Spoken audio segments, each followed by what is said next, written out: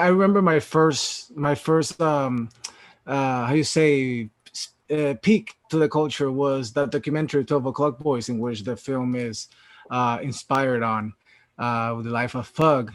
But in Puerto Rico, we have our own way of doing our own bike culture also that we see every year. It's very common to be riding on them all the time, even though I didn't I'm too scared to ride anything like that. My mom rides motorcycles. I don't, and it's my own thing.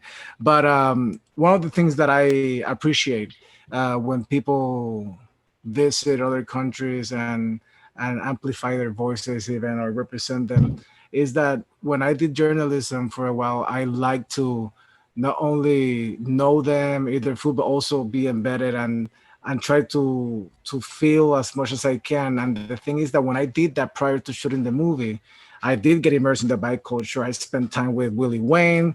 He's like the godfather of bike life in Baltimore, and everybody in the crew. I realized that I felt like I was back home growing up as a kid in the same neighborhoods I grew up with.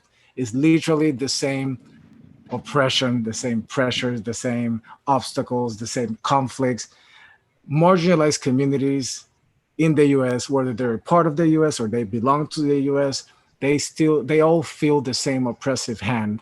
Uh, and the only thing that manifests differently is just the culture in which they abide. But apart from that, in Puerto Rico, kids might do reggaeton, baseball, boxing, whatever.